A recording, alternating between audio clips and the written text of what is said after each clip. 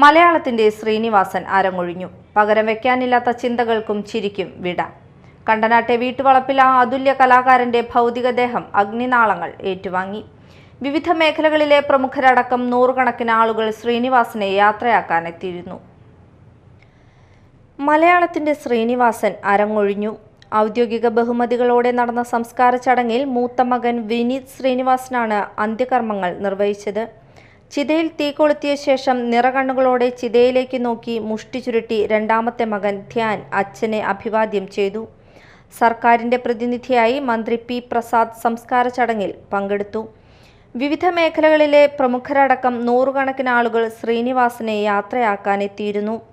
സംസ്കാര ചടങ്ങുകൾക്ക് മുമ്പ് അദ്ദേഹത്തിന്റെ ഉറ്റ സുഹൃത്തു കൂടിയായ സംവിധായകൻ സത്യൻ അന്തിക്കാട് എല്ലാവർക്കും നന്മ നേരുന്നു എന്ന കുറിപ്പും ഒരു പേനയും ചിതയിൽ വച്ചു.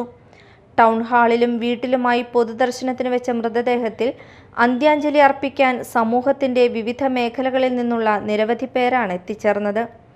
46 വർഷം നീണ്ടുനിന്ന സിനിമാ ജീവിതത്തിനാണ് തിരശ്ശീല വീണിരിക്കുന്നത്.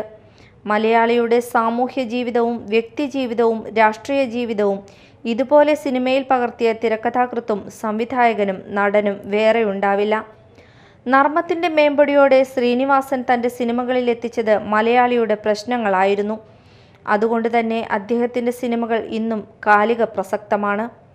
ഒരു പ്രത്യേക കാലഘട്ടത്തെ അഭിസംബോധന ചെയ്തുകൊണ്ടായിരുന്നില്ല ശ്രീനിയുടെ സിനിമകൾ. എല്ലാ കാലത്തും ചർച്ചയാകുന്നതാണ്. സാമൂഹിക പ്രതിബദ്ധതയുള്ള ആക്ഷേപഹാസ്യങ്ങളിലൂടെ മലയാളികളുടെ മനസ്സു കീഴടക്കിയ ശ്രീനിവാസൻ സിനിമയെ ജീവിതത്തോട് ചേർത്ത് വായിക്കാൻ പഠിപ്പിച്ച കലാകാരൻ കൂടിയാണ്. ആ അതുല്യ പ്രതിഭയ്ക്ക് മീഡിയ ടൈമിൻ്റെ വിട. News desk, media time.